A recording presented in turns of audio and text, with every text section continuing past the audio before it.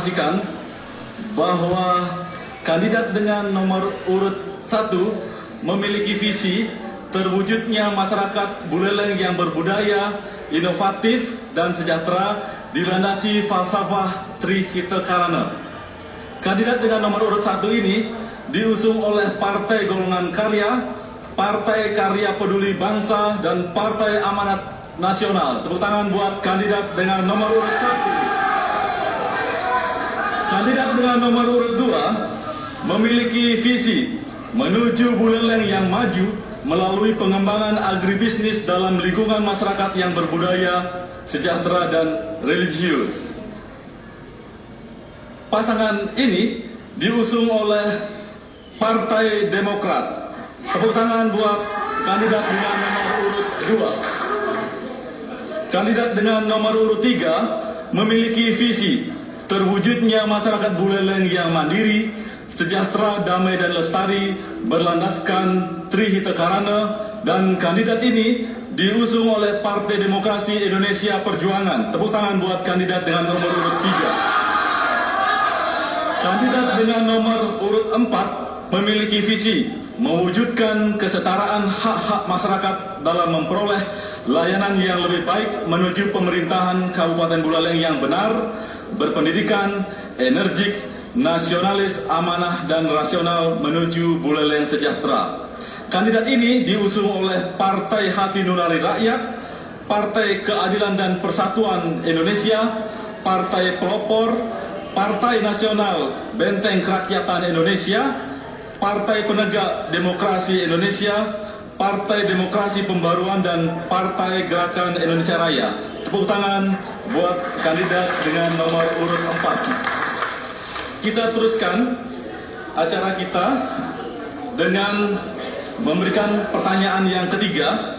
Diberikan kesempatan kepada panelis pertama, Prof. Bauer. Silakan disimak oleh para kandidat.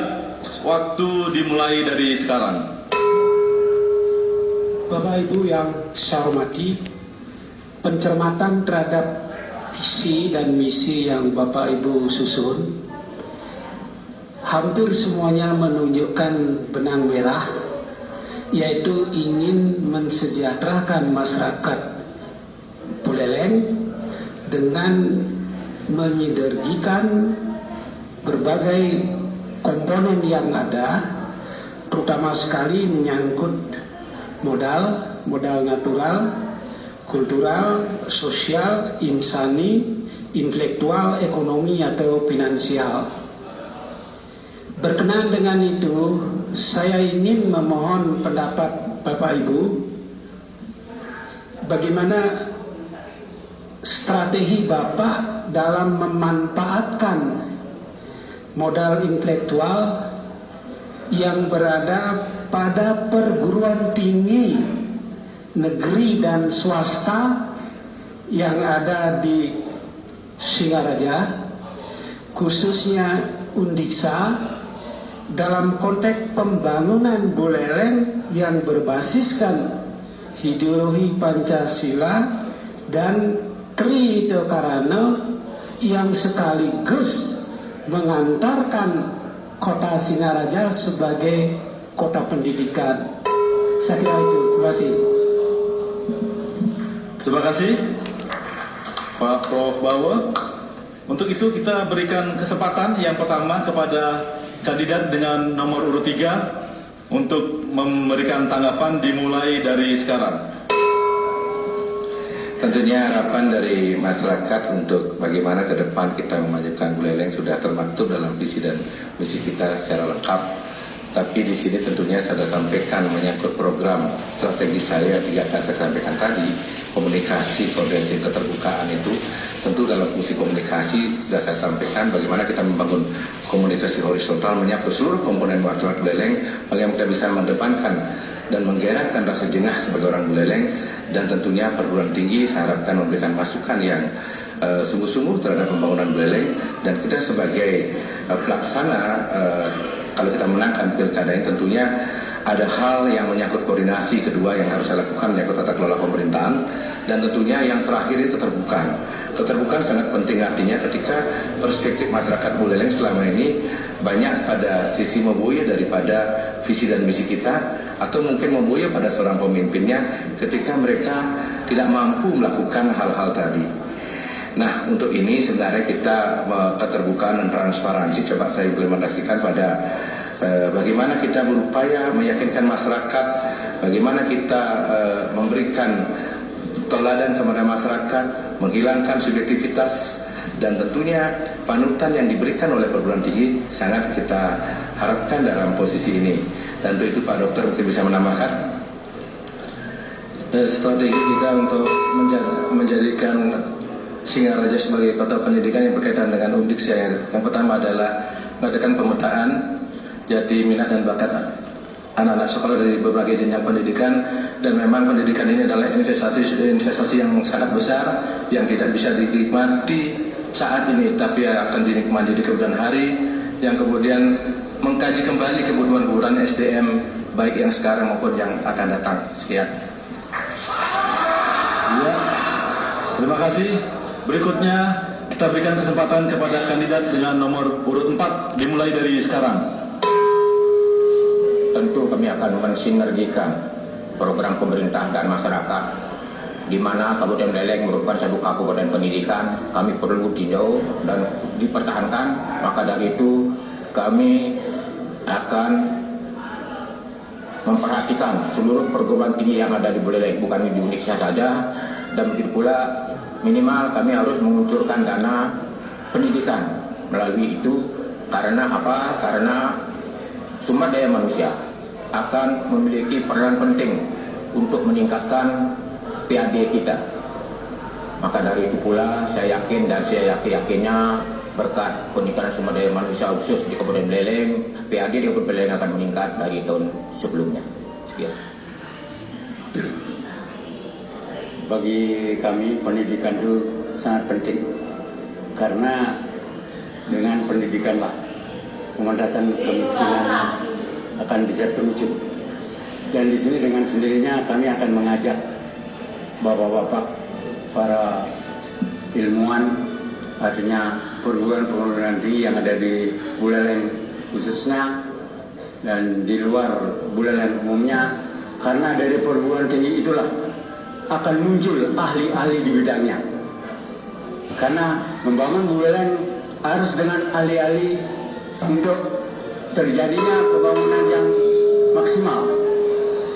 Jadi untuk itu sekali lagi kami selalu akan meningkatkan kerjasama yang selama ini sudah ada, dan kami tingkatkan kembali untuk memimpin Buleleng ini dengan mengajak kerjasama, dengan mengangkat ahli-ahli di bidangnya. Sekian, terima kasih.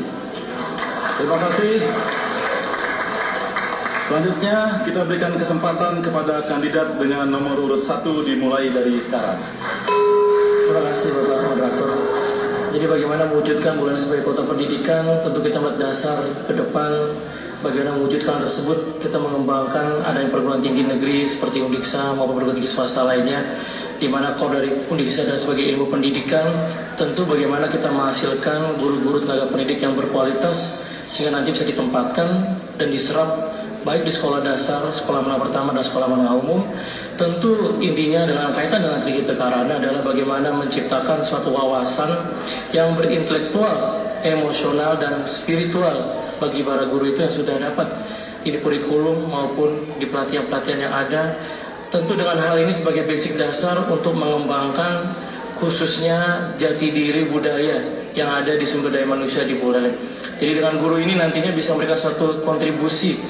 Tentu nanti kita programnya adalah bagaimana setiap guru bisa melakukan suatu penelitian, karena ini penting untuk memberikan suatu nilai tambah positif bagi masyarakat maupun bagi siswa-siswanya untuk terus berkarya. Inilah ke depan kita akan menyerap dan memfokuskan di dunia pendidikan melalui deregulasi khususnya di sektor pendidikan APBD yang sudah kita canangkan, agar fokus nanti dalam sisi kesejahteraan guru maupun di infrastruktur dan pengembangan di ilmu pendidikannya. Jadilah guru ini sebagai ujung tombak untuk mengembangkan nanti Buleleng sebagai intinya sebagai kota pendidikan. Itu harapan kita. Nanti Pak Wakil menambahkan. Baiklah, terima kasih. Jadi kalau berbicara masalah kota pendidikan ya sudah barang tentu kita memulai dari sumber daya manusianya. Kemudian selanjutnya itu tergantung seperti yang telah saya sampaikan tadi, rasa nyaman. Dan saya kira penggabungan kepemimpinan modern dengan tradisional ini akan mampu membawa kesejahteraan dan kesejukan pada rakyat Buleleng. Ya, waktunya habis. Terima kasih. Selanjutnya kita berikan kesempatan yang terakhir kepada kandidat dengan nomor urut 2 dimulai dari sekarang. Terima kasih. Untuk kebijakan pendidikan yang perlu nanti disinergikan dengan kaum intelektual, yaitu membuat program-program ekonomi kerakyatan yang dibangun nanti mulai dari tingkat pedesaan. Saya berikan contoh bahwa dengan dana bansos maupun dana hibah bisa dipergunakan dan dimanfaatkan oleh kelompok-kelompok kecil masyarakat, di mana kelompok-kelompok kecil masyarakat itu diberdayakan dengan diberikan modal awal, sehingga pada saat nanti kelompok itu bisa eksis, dia bisa dibantu dengan modal pinjaman yang sangat ringan yang diberikan melalui CSR.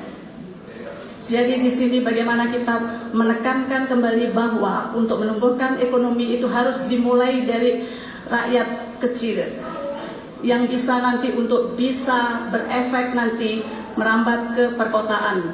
Contohnya, bila masyarakat yang ada di pedesaan sudah sejahtera, tentu masyarakat tidak akan mencari pekerjaan lagi ke kota, tapi masyarakat akan membawa uangnya belanja ke kota dan tidak akan pindah lagi ke kota karena di desanya sendiri sudah cukup lapangan kerja. Kemudian diprioritaskan juga untuk membuat program-program yang betul-betul menyentuh kepada masyarakat kecil. Untuk kota pendidikan kami persilakan Pak Wakil. Dalam membangun suatu strategi dalam memanfaatkan intelektual pendidikan, di mana Undiksa sebagai salah satu universitas yang sebagai Undiksa sebagai salah satu universitas terbesar yang ada di Buleleng saat ini, di mana harus bekerjasama dengan pihak swasta dalam pengembangan daripada kurikulum sebagai kota pendidikan. Waktunya habis, terima kasih. Keagamaan, terima kasih. Tepuk tangan buat keempat pasang kandidat ini.